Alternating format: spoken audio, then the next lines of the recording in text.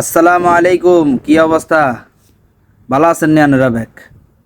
তো আজকে বরাবরের মতো ভিডিওতে চলে আইছি আপনাদের এখন কথা কইবার লাই। কারণ হইছে সময় টিভি নিউজে দেখলাম সরকারি হাসপাতালের মহিলা ডাক্তার রুগী সিরিয়াল দিয়ে বলেছে 10টা 11টা বাজি গেছে, কিন্তু রুগী সাহেবের কোনো খবর নাই। ডাক্তার মহিলা আফার খরচ সাংবাদিক ভিতরে হান্দাইছে আইজেন আফাই গেম খেলের, আফাই মোবাইলিতে গেম খেলের। এই কারণ সরকারি হাসপাতালে একটা পর্যন্ত সার্ভিস দেওয়ার পরে বা 2টা পর্যন্ত সার্ভিস দেওয়ার পরে হাসপাতালে সার্ভিস বন্ধ।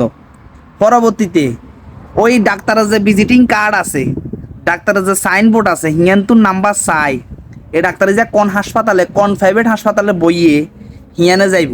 হিয়ানে কত সরকারি হাসপাতালে রুগী গেছে অন হাঁসটিয়া ভিজিট, হাঁসটিয়া নোয়াখালী বাসায়, যাই হোক আয় তো নোয়াখালীর লোক। তো প্রাইভেট হাসপাতালে যাইলে 500 টাকা কমে না, 500 টাকা ভিজিট, 700 আছে, 1000 আছে। ডাক্তারের সার্টিফিকেট অনুযায়ী তার বেতন আরই নাকি ভিজিট, যাই হোক। এখন বাংলাদেশে যদি এই অবস্থা হয়ে যায় তাহলে সরকারি হাসপাতাল হল 250 শয্যা, 200 শয্যা, 100 শয্যা করে কোনো লাভ হইতো না। রুগী যাই বইয়ে থাকবো 10টা বাজে সিরিয়াল দিই, মনে করেন যে কোনো ডাক্তার তার রুগী চাইতেও না। কারণ হাতে গোয়ের টাইম চাই যে কোন সময় একটা বাজবো, যে কোন সময় হাতে ব্যাগ লই প্রাইভেট হাসপাতালে 4টার পরে হাতে রাতে 8টা পর্যন্ত দেখবো, ভিজিট 500। তাইলে 100 জন যদি 500 করে দেয়, ক্যালকুলেটার মারলে কটিয়া হয়।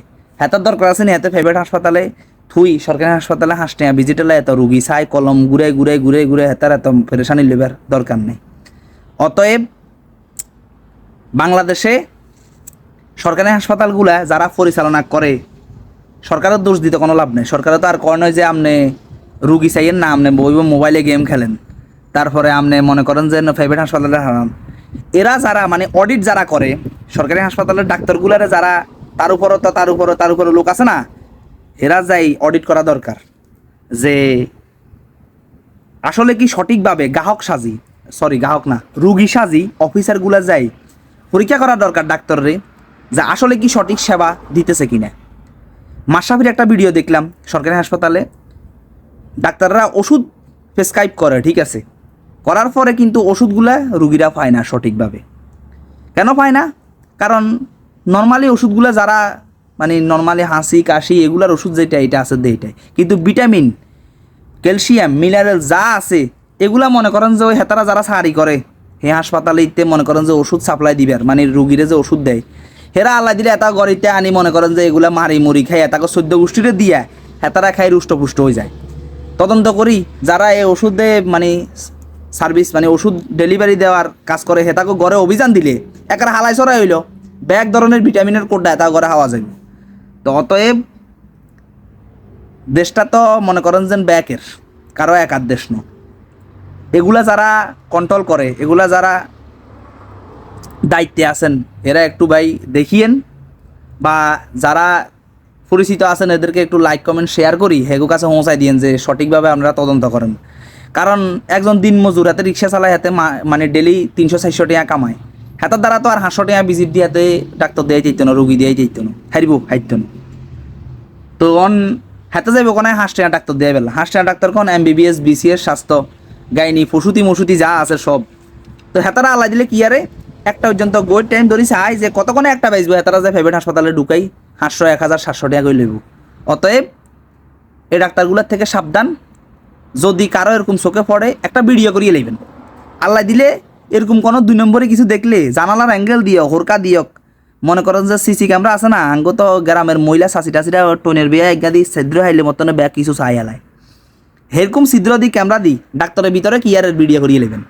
মোবাইলে গেম খেলে না হুতি ঘুমজার দরজা আটকাই, এটা ভিডিও করি আল্লাহ দিলে বাংলাদেশের চ্যানেল আছে সময় টিভি চ্যানেল বা আরও অন্য যমুনা নিউজ 24 তোর হেউ কাছে পৌঁছাই দিবেন, হেগু কাছে পৌঁছাই দি হেরা বসুরা বাংলাদেশে দেয়াই দিবার হরে। তো ডাক্তার কারো ব্যাকে চিনবো হেতার খানার প্লেট যাইলেও যাইতেও হারে। আর বিশেষ করি মনে করেন যে যারা ওই আমি নোয়াখালী কবিরহাট উপজেলার সন্তান, তো আমাদের উপজেলার মেয়র সাহেব শ্রদ্ধেয়ভাজন ওনাকে বলবো আমাদের হসপিটাল আপনি বিশেষ করে তদন্ত করবেন যে রুগীরা সঠিক সেবা পাইতেছে কিনা, সঠিক ওষুধ পাইতেছে কিনা, আপনার প্রতি অনুরোধ। কারণ আপনি হচ্ছেন আমাদের উপজেলার অভিভাবক। তো এ হচ্ছে আমার রিকোয়েস্ট। তো সবাই ভালো থাকবেন আর আমার জন্য দোয়া করবেন। প্রতিবাদীমূলক ভিডিও এবং সচেতনতামূলক, যেটা মানুষের উপকারে আসবে, এরকম ভিডিও দেওয়ার চেষ্টা করবে ইনশাল্লাহ। তো সতর্ক থাকবেন সবাই, আর সবার প্রতি একটু খেয়াল রাখবেন, কারণ জীবন একদিন শেষ হয়ে যাবে। হইতে পারে সেটা 50 বছর, হইতে পারে সেটা 10 বছর পর, হইতে পারে সেটা 20 বছর পর। এক সময় আপনি মরে যাবেন, কিন্তু আপনি যে কর্মগুলা করে যাবেন, যে অকাম কুকাম এবং যে 2 নম্বরগুলা করে যাবেন, সারা জীবন মানুষে মনে রাখবো। কবর দি ফাঁসা দিয়ে যাইতে সালাম তো দূরের কথা, কবে হালার ও থালা মরছে ভালো হয়েছে।